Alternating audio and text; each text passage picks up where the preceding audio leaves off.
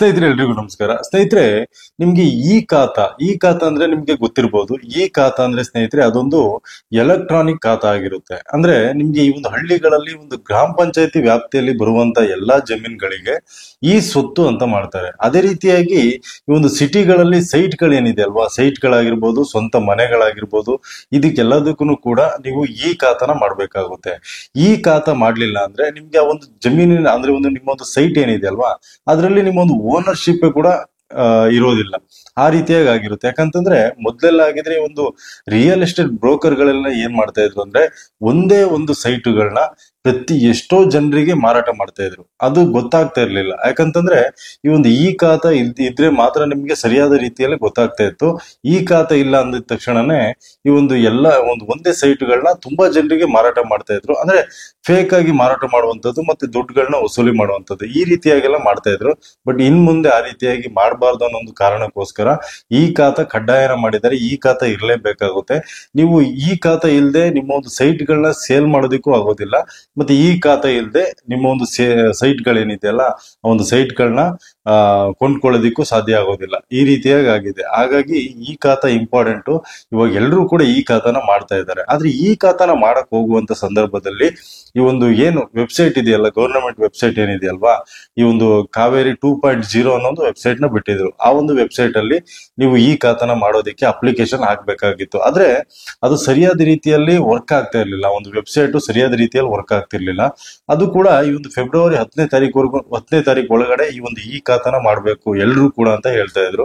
But ಆ ಒಂದು work ಆಗ್ದಿಲ್ಲ ಅನ್ನೋ ಕಾರಣಕ್ಕೋಸ್ಕರ ಇವಾಗ ಕೂಡ ಕಾಲಾವಕಾಶಗಳನ್ನ ಕೊಡ್ಬೋದು. ರೀತಿಯಾಗಿ ಇವಾಗ ಒಂದು ಕಾವೇರಿ 2.0 ಅನ್ನೋ ಒಂದು ವೆಬ್ಸೈಟ್ ಏನಿದೆಯಲ್ವಾ, ಅದು ಇವಾಗ ಸರಿಯಾದ ರೀತಿಯಲ್ಲಿ ವರ್ಕ್ ಆಗ್ತಾ ಇದೆ. ಹಾಗಾಗಿ ಜನರೆಲ್ಲ ಇವಾಗ ಆ ಒಂದು ಈ ಖಾತಾನ ಮಾಡೋದಕ್ಕೆ ಮುಗಿ ಬೀಳ್ತಾ ಇದಾರೆ ಅಂತಾನೆ ಹೇಳ್ಬೋದು. ಹಾಗಾಗಿ ನೀವು ಕೂಡ ಈ ಖಾತಾನ ದಯವಿಟ್ಟು ಕೂಡ ಎಲ್ಲರೂ ಕೂಡ ಮಾಡಿಸಿ.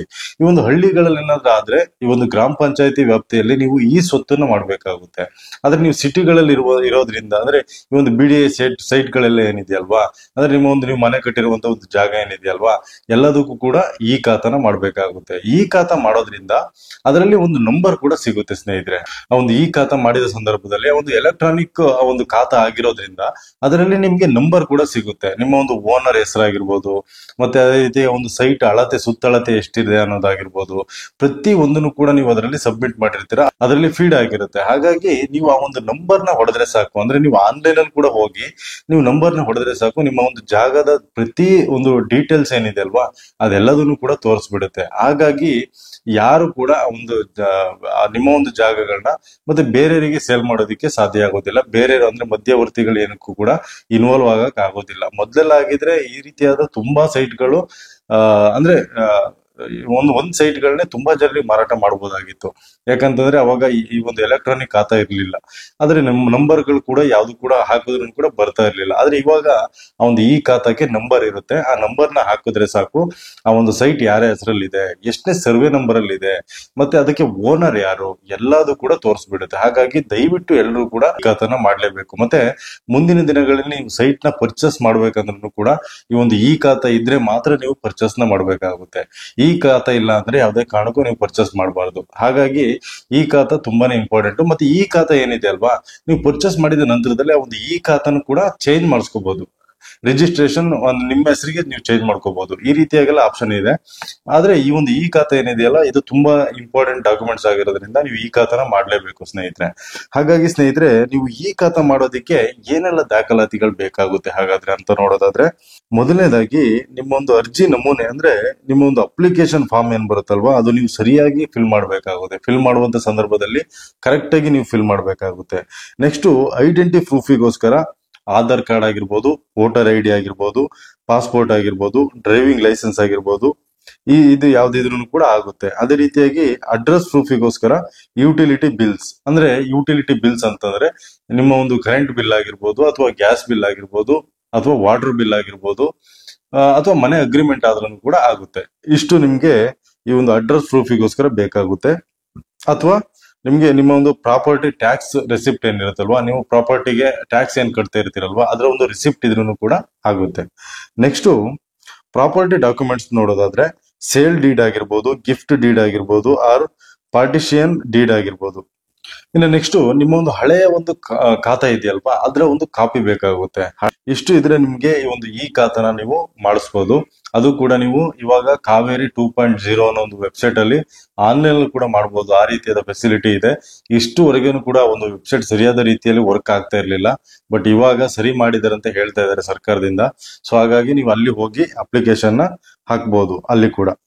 ನಂತರ ಆಫ್ಲೈನ್ ಅಲ್ಲಿ ಎಲ್ಲಿ ಅರ್ಜಿ ಹಾಕ್ಬೋದು ಅನ್ನೋದಾದ್ರೆ, ನಿಮ್ಗೆ ಆಫ್ಲೈನ್ ಅಲ್ಲಿ ಈ ಒಂದು ನಿಯರೆಸ್ಟ್ ಮುನ್ಸಿಪಲ್ ಆಫೀಸ್ ಏನಿರುತ್ತಲ್ವಾ, ಮುನ್ಸಿಪಲ್ ಆಫೀಸು ಅಥವಾ ರೆವಿನ್ಯೂ ಡಿಪಾರ್ಟ್ಮೆಂಟ್ ಆಫೀಸ್ ಏನಿರುತ್ತಲ್ವಾ, ಅಲ್ಲಿ ನೀವು ಅಪ್ಲಿಕೇಶನ್ ಹಾಕ್ಬೋದು. ಅಪ್ಲಿಕೇಶನ್ ಹಾಕಿದ ನಂತರದಲ್ಲಿ ಅಲ್ಲಿ ಕೂಡ ನೀವು ಆಫ್ಲೈನ್ ಅಲ್ಲಿ ಮಾಡಿಸ್ಬೋದು. ಅದೇ ರೀತಿಯಾಗಿ ಈ ಒಂದು ಈ ಖಾತನ ಮಾಡೋದಕ್ಕೆ ಎಷ್ಟು ಫೀಸ್ ಆಗುತ್ತೆ, ನೀವು ಎಷ್ಟು ಫೀಸ್ ನ ಕಟ್ಟಬೇಕಾಗುತ್ತೆ ಅಂತ ನೀವು ನೋಡೋದಾದ್ರೆ, ಅಂದ್ರೆ ತುಂಬಾ ಜಾಸ್ತಿ ಏನ್ ಕಟ್ಟೋದಿಕ್ಕಿರೋದಿಲ್ಲ. ಒಂದು 100-500 ರೂಪಾಯಿ ಇರ್ಬೋದು ಕಟ್ಟೋದಿಕ್ಕೆ. ಅದು ಚೇಂಜ್ ಆಗ್ತಾ ಇರುತ್ತೆ, ಮುನ್ಸಿಪಾಲಿಟಿ ಮೇಲೆ ಡಿಪೆಂಡ್ ಆಗಿರುತ್ತೆ. ಅದು ಎಲ್ಲಿ ಮಾಡಿಸ್ತೀರಾ ಅದು ಅವ್ರ ಮೇಲೆ ಡಿಪೆಂಡ್ ಆಗಿರುತ್ತೆ. ಅಲ್ಲಿ ನೀವು ಸ್ವಲ್ಪ ಹೆಚ್ಚು ಕಡಿಮೆ ಆಗ್ಬೋದು, 100-500 ರೂಪಾಯಿ ಆಗುತ್ತೆ ಅಂತ. ಓಕೆ, ಅದಾದ ನಂತರದಲ್ಲಿ ಇನ್ನು ಈ ಒಂದು ಈ ಖಾತಾ ಮಾಡೋದಿಕ್ಕೆ, ಈ ಖಾತಾ ಆಗಿ ನಮ್ಗೆ ಸಿಗೋದಿಕ್ಕೆ ಎಷ್ಟು ಟೈಮ್ ಬೇಕಾಗುತ್ತೆ ಅನ್ನೋದಾದ್ರೆ, ಒಂದು 7-15 ದಿವಸ ಬೇಕಾಗ್ಬೋದು. 7-15 ದಿನ ಬೇಕಾಗ್ಬೋದು, ಅಥವಾ 3 ದಿನದಿಂದ 7 ದಿನ ಆಗ್ಬೋದು, ಅಥವಾ 1 ತಿಂಗಳಾದ್ರೂ ಕೂಡ ಆಗ್ಬೋದು. ಇಷ್ಟು ದಿನಗಳಲ್ಲಿ ನಿಮ್ಗೆ ಆ ಒಂದು ಈ ಖಾತಾ ನಿಮ್ಮ ಒಂದು ಹೆಸರಿಗೆ ಬಂದಿರುತ್ತೆ. ಅದರಲ್ಲಿ ಒಂದು ಈ ಖಾತಾ ನಂಬರ್ ಕೂಡ ಇರುತ್ತೆ. ಆ ಒಂದು ನಂಬರ್ನ ಹಾಕಿದ್ರೆ ನೀವು ಎಲ್ಲಿ ಬೇಕಾದ್ರೆ ಚೆಕ್ ಮಾಡ್ಬೋದು ಆನ್ಲೈನ್ ಅಲ್ಲಿ. ಅಂದ್ರೆ ಆ ಒಂದು ನಂಬರ್ ಹೊಡೆದ ತಕ್ಷಣನೇ ಕಂಪ್ಲೀಟ್ ಡೀಟೇಲ್ಸ್ ತೋರಿಸುತ್ತೆ ಸ್ನೇಹಿತರೆ. ಈ ರೀತಿಯಾಗಿ ಇರುವಂತದ್ದು. ದಯವಿಟ್ಟು ಕೂಡ ಎಲ್ಲರೂ ಹೋಗಿ ಈ ಒಂದು ಈ ಖಾತಾನ ಮಾಡಿ. ನೀವೇನಾದ್ರೂ ಕೂಡ ಬೆಂಗಳೂರಲ್ಲಿ ಅಥವಾ ಬೇರೆ ಒಂದು ಸಿಟಿಗಳಲ್ಲಿ ಸೈಟ್ ಇದ್ದಂತ ಸಂದರ್ಭದಲ್ಲಿ ನೀವು ಈ ಒಂದು ಈ ಖಾತಾನ ಇಂಪಾರ್ಟೆಂಟ್ ಆಗಿ ಮಾಡ್ಲೇಬೇಕಾಗುತ್ತೆ.